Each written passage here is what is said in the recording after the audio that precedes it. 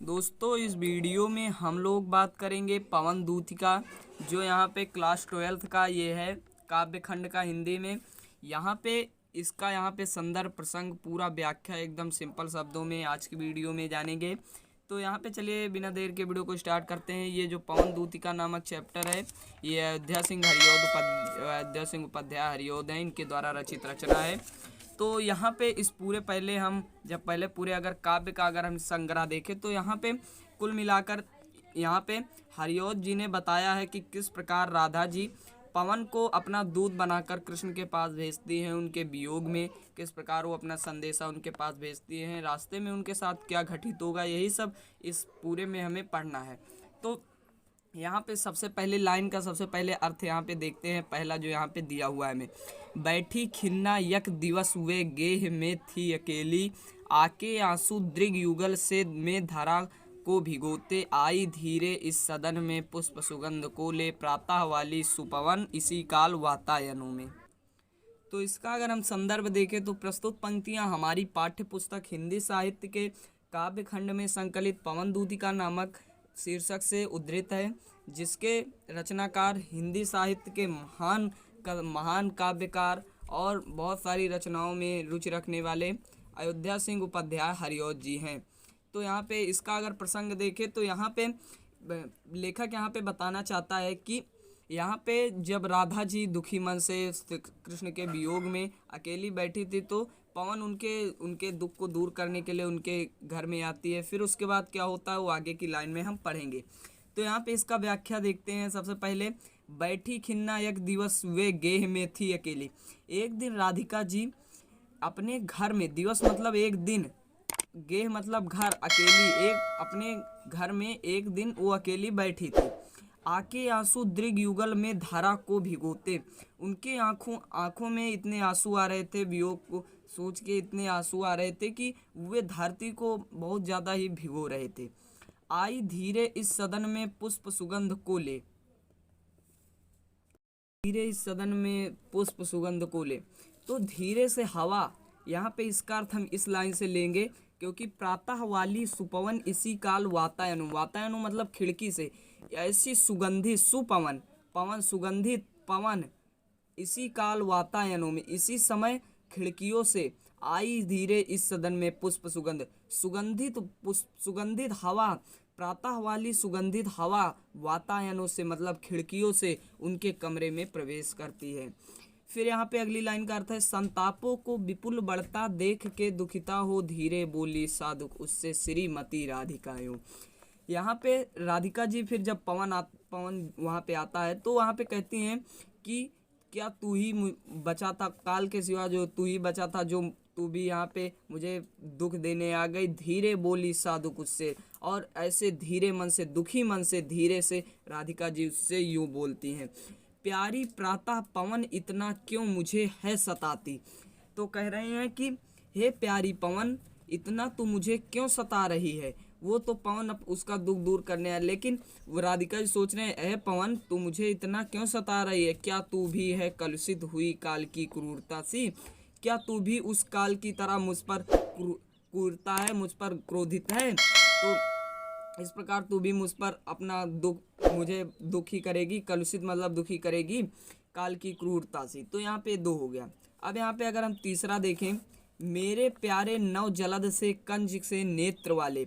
अब अगर हम इसका यहाँ पे प्रसंग देखें, इसका संदर्भ तो सबका वही होगा। प्रसंग इसमें क्या देखेंगे, राधिका जी पवन से अपना संदेशा देती हैं और कहती हैं कि तुम यहाँ पे जाना मथुरा और वहाँ पे श्याम को मेरा संदेशा देना।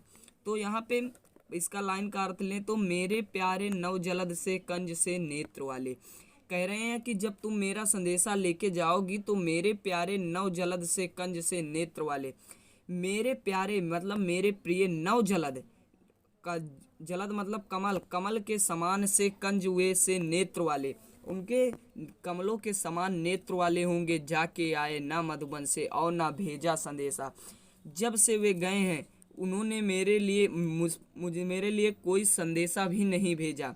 मैं रो रो के प्रिय ब्राह से बावली हो रही हूँ, जाके मेरी सब दुखा कथा श्याम को तू सुना।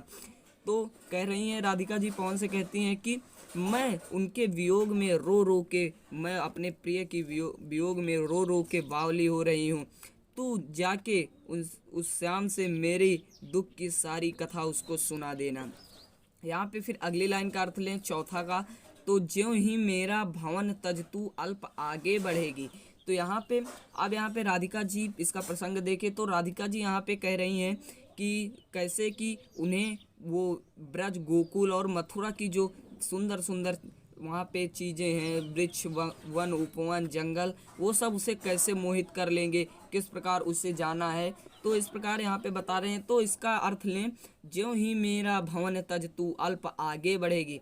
जैसे ही मेरा भवन मतलब मेरा घर, तज मतलब त्याग कर, तू अल्प आगे बढ़ेगी। जैसे ही मेरा भवन मेरा घर त्याग कर, मेरा घर छोड़कर थोड़ा मेरे घर से अल्प आगे बढ़ेगी, शोभा वाली सुखद कितनी मंजू कुंजे मिलेगी। तुझे वहाँ पे शोभा वाली, सुखदायिनी, सुख देने वाली कि बहुत सारी, मंजू मतलब कुंजे, मंजू सुंदर, कुंजे मतलब झाड़ियाँ मिलेंगी, बहुत सारे तुम्हें वहाँ पे झाड़ियाँ, सुंदर झाड़ियाँ मिलेंगी। प्यारी छाया मृदुल स्वर से मोह लेंगी तुझे वे। यहाँ पे इसका वृक्ष से भी अर्थ ले सकते हैं, क्योंकि यहाँ पे कुंजे वो उसे छाया देगी। तो प्यारी छाया मृदुल स्वर से मोह लेंगी तुझे वे, अपनी प्यारी छाया और उनके जो उनसे मृदुल स्वर, मधुर स्वर निकलेंगे, वो तुझे इस प्रकार मोहित, बहुत ज़्यादा ही मोहित कर लेंगे। तो भी मेरा दुख लख वहाँ जाना विश्राम लेना।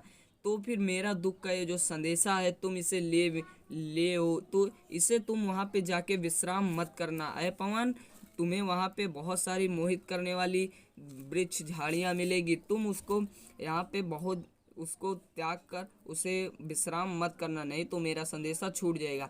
एक सरसरी नज़र में अगर हम 4 का देखें तो यहाँ पे फिर से देखते हैं, बैठी खिन्ना एक दिवस में गे में थे।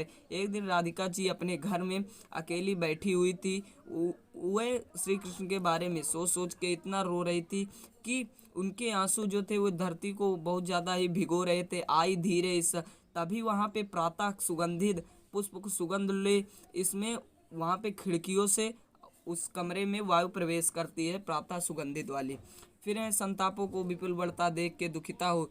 तो ऐसा पवन आई थी उसका दुख दूर करने, लेकिन उसके आते उनका दुख और बढ़ गया। और राधिका जी उससे दुख के साथ धीरे से बोलती हैं, प्रातः क्या तुम, हे प्रातः वाली सुपवन, तू मुझे इतना क्यों सता रही है? क्या तू भी है कलुषित हुई काल की कुरूपता से? क्या तू भी उस काल की तरह मुझे यहाँ पे सताने आ गई?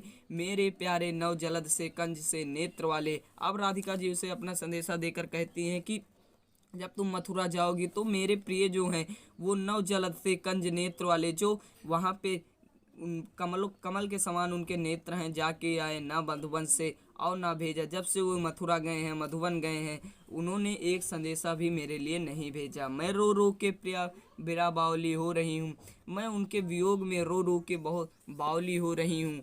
जाके मेरी सब कथा कह रहे हैं, जाना तू वहाँ पे और मेरी सारी दुखी कथा उस श्याम को सुनाना। ज्यों ही मेरा भवन तज तू अल्प आगे, जैसे ही तू मेरा भवन त्याग कर थोड़ा आगे बढ़ेगी, सो तुझे वहाँ पे बहुत सारी झाड़ियाँ सुंदर, जो तुझे मोहित कर लेने वाली झाड़ियाँ मिलेंगी। प्यारी छाया मृदुल मोह लेंगी तुझे वे, अपनी प्यारी छाया और मृदुल स्वर से वो तुझे मोह लेंगी। तो भी तेरा दुख लख वहाँ ना जा विश्राम लेना, तो भी तू इसे मेरा संदेशा लेकर वहाँ पर विश्राम करने मत रुक जाना।